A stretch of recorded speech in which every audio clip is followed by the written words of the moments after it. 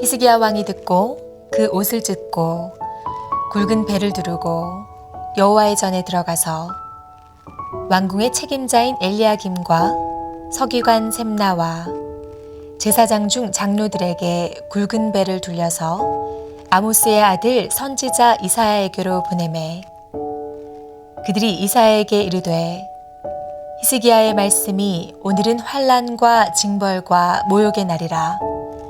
아이를 낳을 때가 되었으나 해산할 힘이 없도다.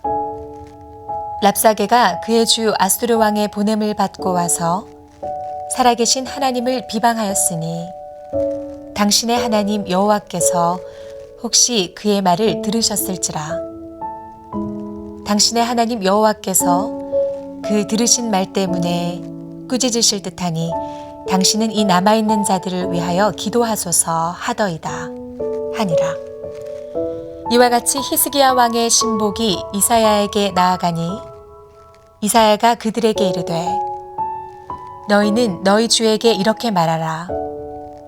여호와의 말씀이 너는 아수르 왕의 신복에게 들은 바 나를 모욕하는 말 때문에 두려워하지 말라.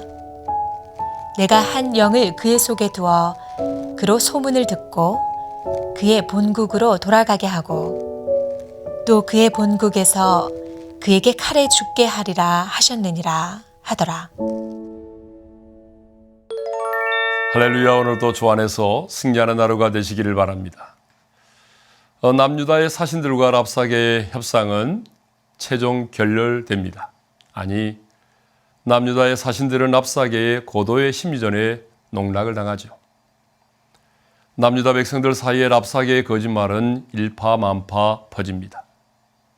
자신의 충신들도 외면하고 백성들의 마음도 떠나버린 히스기야는 지독한 외로움을 느낍니다.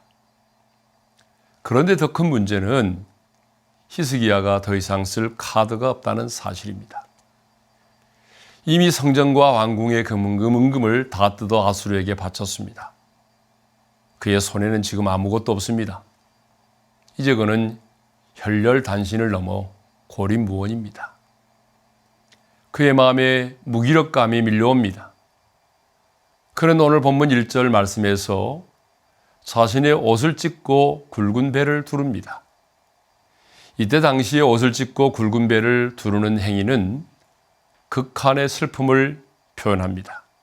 그러나 아무것도 할 수 없는 그 자신의 참담한 심정을 오늘 본문 3절 하반절에서 아이를 낳을 때가 되었으나 해산할 힘이 없다고 토로하죠. 하지만 히스기야는 믿음의 사람이었습니다. 그런 슬픔을 뒤로하고 여호와의 전으로 발걸음을 옮깁니다.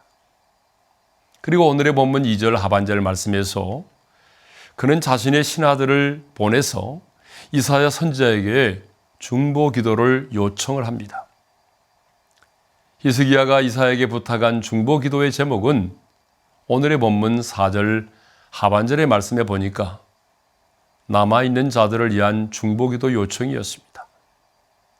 여기서 남아있는 자들이란 이스라엘 12지파 중에 10지파가 멸절되고 남은 유다 백성들을 뜻하죠.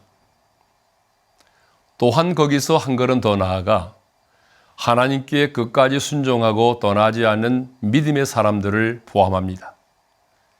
이처럼 히스기야는 고난 중에 믿음의 동역자 이사야 선지자와 함께 했습니다. 그는 중보 기도를 통해서 고난을 돌파하였던 것입니다. 내가 힘들 때에 믿음의 동역자가 내 옆에 있다는 사실만으로도 큰 힘이 됩니다. 나를 향한 따스한 손길과 위로의 한마디가 무너진 내 마음을 회복시킵니다. 간절히 부르짖는 눈물의 기도가 쓰러진 내 영혼을 다시 일으킵니다. 여러분에게도 믿음의 동역자가 있으십니까? 고난의 때에 나를 위해 진심으로 기도해 줄 수 있는 기도의 동역자들이 계십니까? 사랑하는 성도 여러분, 고난의 때에 홀로 계시지 마시고 믿음의 동역자들과 함께 하시길 주님의 이름으로 축복합니다. 저와 여러분에게는 이미 좋은 믿음의 동역자들이 있습니다. 우리 순모임의 지역의 교구에 아니 주의 몸된 교회에 하나님께서 나를 위하여 예비해 놓으신 귀한 믿음의 동역자들이 있는 줄로 믿습니다. 전도서 4장 12절의 말씀은 이렇게 고백합니다. 한 사람이면 패하겠거니와 두 사람이면 맞설 수 있나니 세 겹줄은 쉽게 끊어지지 아니하느니라. 아멘. 고난의 때에 나 혼자는 쓰러집니다. 절망의 때에 나 혼자는 무너집니다.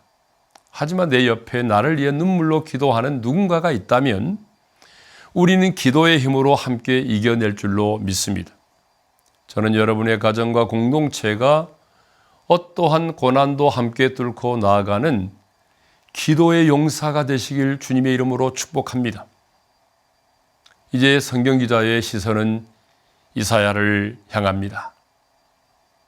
이사야는 오늘의 본문 6절 말씀에서 지체하지 않고 하나님의 메시지를 선포합니다.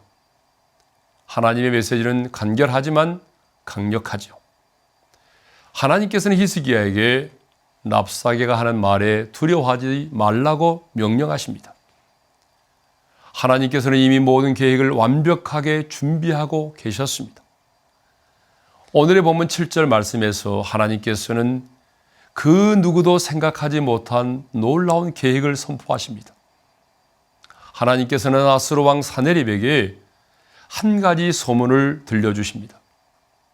그 소문은 바로 오늘의 본문 말씀 바로 뒤에 있는 9절 상반절의 말씀에 구스왕 디르하가가 히스기야를 돕기 위해 지원군을 파병했다는 소식입니다. 하나님께서는 아수르 왕 사네립이 이 소식을 듣고 전쟁을 멈추고 돌아가게 하실 뿐 아니라 그가 고국에 돌아가서 죽게 될 것이라고 선포하십니다.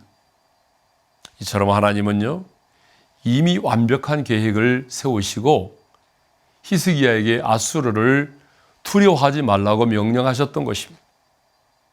하나님의 계획은 밑그림이 없는 퍼즐 맞추기가 아닙니다. 하나님의 계획은 이미 완성된 퍼즐 작품입니다.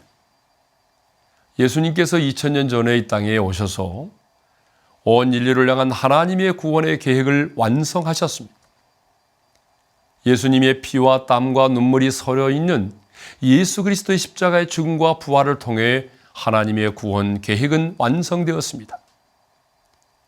저는 이 자리에 있는 우리 모두가 고난의 때에 하나님의 계획을 신뢰할 수 있기를 간절히 소망합니다. 그러할 때에 불완전한 내 인생 가운데 하나님의 완전하신 계획이 이루어질 줄로 믿습니다. 다 함께 기도하겠습니다. 하나님, 오늘의 본문 말씀을 통해서 고난의 때에 믿음의 동역자가 얼마나 소중한지를 깨닫게 해주셔서 감사합니다. 히스기야에게 이사야가 있었던 것처럼 우리의 인생 가운데도 나를 위해서 간절히 중보해 줄 수 있는 믿음의 동역자가 필요합니다. 나 홀로 신앙생활을 하지 말게 하시고 공동체 안에서 더불어 신앙생활을 할 수 있도록 도와주시옵소서. 나를 위해 기도해 줄 수 있는 많은 기도의 동역자를 붙여주시고 내 자신 역시 누군가를 위해서 기도해 줄 수 있는 기도의 동역자가 되게 해 주옵소서. 또한 하나님께서는 이미 내 인생의 문제에 대한 완벽한 계획을 갖고 계신 줄로 믿습니다. 그 하나님의 완벽한 계획을 신뢰하며 의지하며 오늘 또 문제 현장에서 하나님의 승리를 경험하게 해 주옵소서. 예수님의 이름으로 기도합니다. 아멘.